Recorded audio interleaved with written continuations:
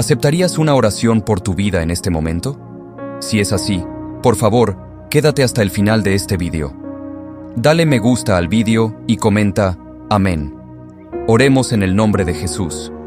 Señor Dios y Padre, esta persona que ha detenido su día para recibir esta oración, te presentamos ante ti.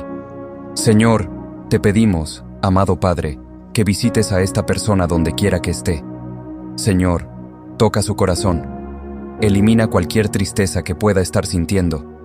Disipa toda angustia y aflicción de su corazón. Padre, en el nombre de Jesús, ven con tu providencia sobre la vida de esta persona.